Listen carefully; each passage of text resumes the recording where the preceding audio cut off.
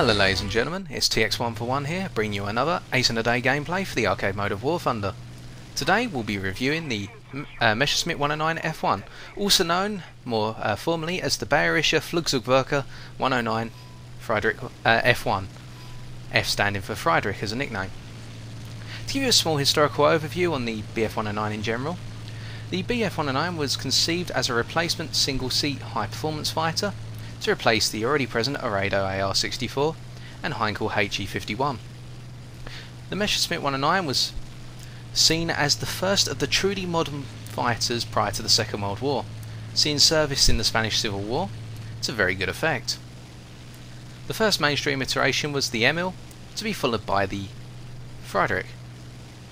The iteration we see here, the F1, saw limited service towards the end of the Battle of Britain, but was put into mainstream production during 1941. There were a lot of problems with the F1 when it was first introduced, with the tail section showing very poor reliability in terms of structural strength, breaking to pieces during landing and causing a lot of pilots to lose their lives. However, this problem was soon rectified, and fortunately for us in War Thunder, we don't have that problem. So coming down to it, I was requested by a viewer to review this plane. And on the whole, it's not too bad a plane. And in this ground strike gameplay on the map Gorge, I hope to show you guys and girls the capabilities and the limitations of the F1. Starting off with our initial climb, the F1 has a very good climb rate and very good engine acceleration.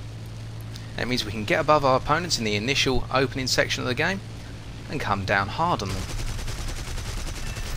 to achieve our first kill.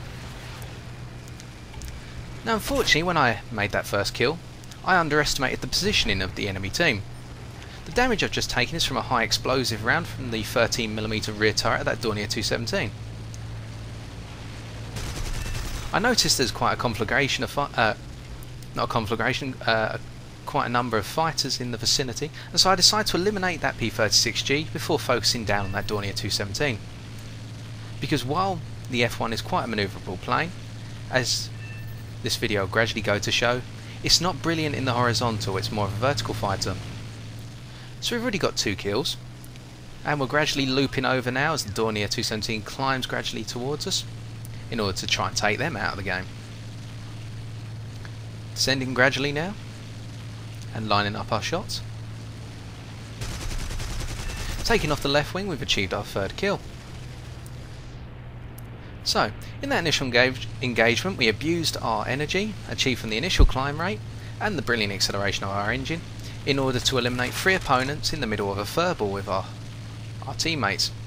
As a result, especially the final kill on the Dornier, were not kills of just our own doing, but in collaboration with fellow team members.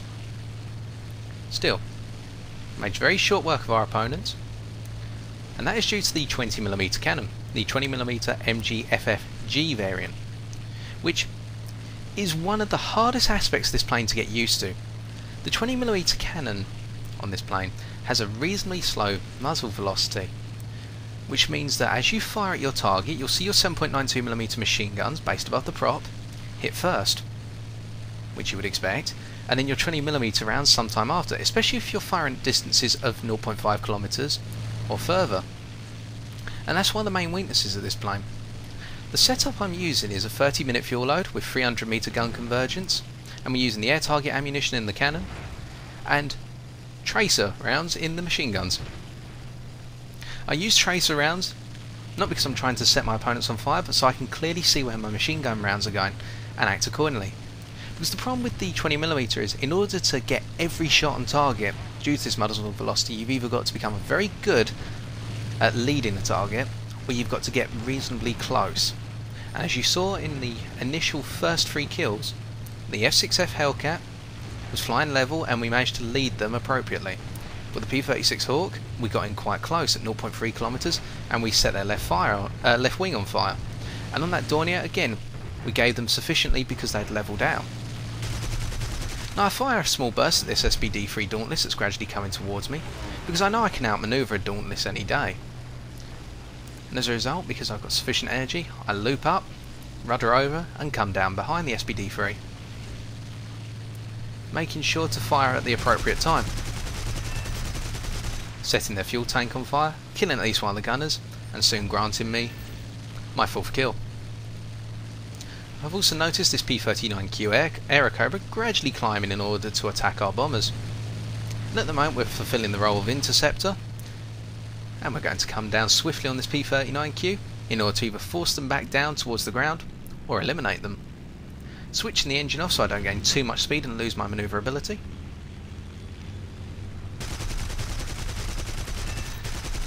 Achieving our 5th kill and an ace. As you can see there, we opened fire at quite a distance and our first burst of cannon shells actually didn't hit the target. Well, they didn't hit the target to a sufficient effect. We had to get a little bit closer and then refire.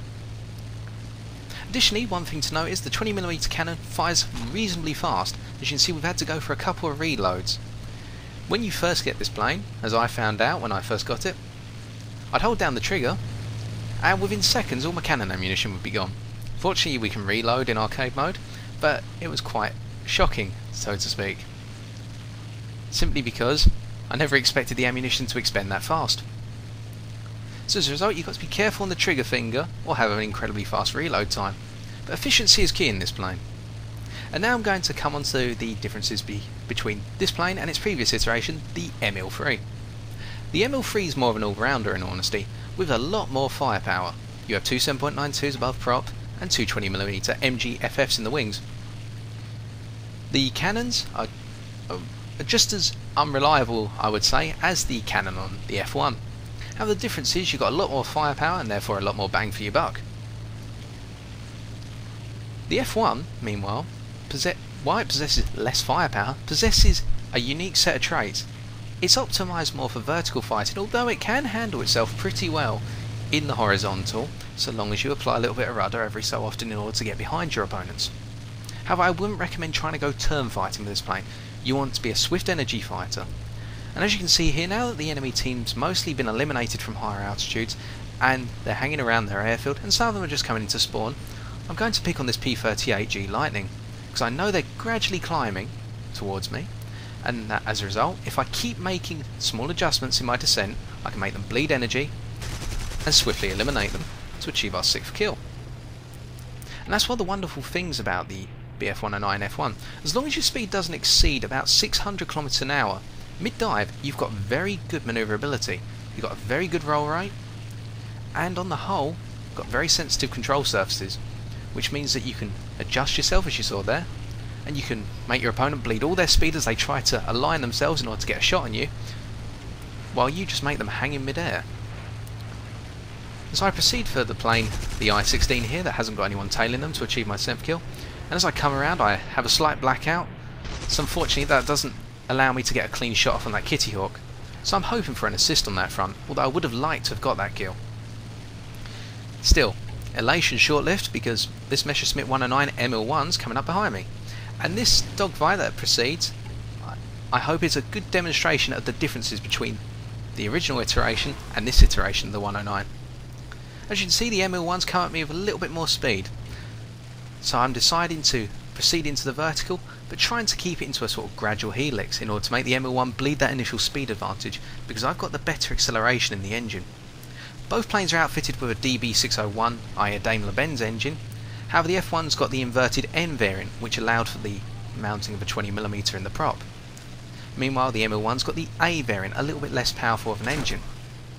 I unfortunately flattened out here, which was silly, and if that ML1 had got a better shot off of me, I probably would have lost this dogfight. Never flatten out if someone's behind you, or I wouldn't recommend it, unless it enables you to get behind them, like this, or you're really willing to take the risk. I made the ML1 overshoot me in the second pass, and due to applying the rudder to make that final turn, I could get behind them and kill their pilot. However, you could see the differences that, well, I hope I've shown the differences between the two planes in that dogfight. The F1's more geared towards vertical performance, meanwhile the ML1's made for more all-round performance, and it's the same with the ML3. Still, praise should be given where it's due, and that's why I say good dogfight to the E1, because it was a good dogfight and a good challenge. So now I'm just proceeding away because I've achieved, I believe it's 8 kills, and I'm quite satisfied with the performance of the plane. I don't want to put the plane at risk anymore, especially with the game coming towards its end. Going away for a reload as well, and as you can see we had to expend quite a bit of cannon ammunition in order to get that kill. On the whole, as I said, the acceleration of this plane is very good, although you want to be sticking to higher altitudes of about 3,000 metres at first, or higher in all honesty. I wouldn't go anywhere above 7,000 metres though. I've noticed the performance of this plane drops off a little bit up at those altitudes. Later variants such as the F-4 and then the G2 are more geared towards the extreme high altitude range. Pardon me. And so, as I think I'm all clear, I notice a B-25 Mitchell above me coming down on this base. And I panic a little bit here because I'm wondering, is the B-25 trying to actually dogfight with me or just bring their gunners along for a broadside? And so what I decide to do is proceed towards the mountain, proceed towards the deck, cutting underneath the B-25 so they've got to at least make a pass on our base before they can consider coming after me. Again, we're trying to employ the power of the engine to the best effect possible. I'm not entirely sure why the armament was switched in towards the centre of the plane, i.e.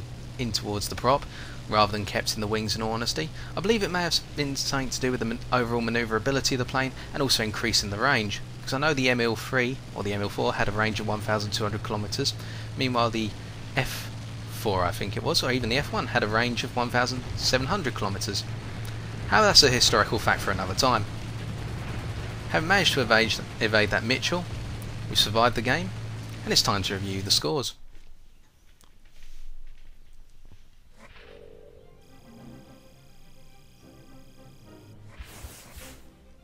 Looking at our personal performance, we see that we managed to accrete just shy of 1,600 research points and just shy of 36,000 silver lines. Although we got a 5,000 silver line battle trophy, so we'll drop that to 30,000 silver lines as a result. I know my maths isn't perfect there, but I'll just give you an approximation. On the whole, the Messerschmitt 109 F1 is a very good plane in order to learn how to energy fight. I wouldn't recommend trying to fight in the horizontal, i.e. turn fight, but always stick towards vertical fights, applying rudder where necessary in order to bring the plane round on target. Additionally, you've got a rather unreliable cannon, and you're going to have to get close to your targets in all honesty, because even with the air target ammunition as you saw in this game, you've still got to get a few shots off in order to grant that kill. It's not a one-shot wonder, this plane, but it needs to have consistency in the pilot. Still, it's been the performance, as seen here, just shows that the 109 F1 is not a plane to be taken lightly, as its acceleration, its brilliant climb rate, decent manoeuvrability, and lethal armament at close range can make turn any foe into Swiss cheese. And so I've been TX141. If you enjoyed the video, why not leave a like, subscribe, or stay tuned for future content on my channel. I forgot the other one. Oh yeah, leave a comment. Until next time, ladies and gentlemen, take care and have fun in the skies.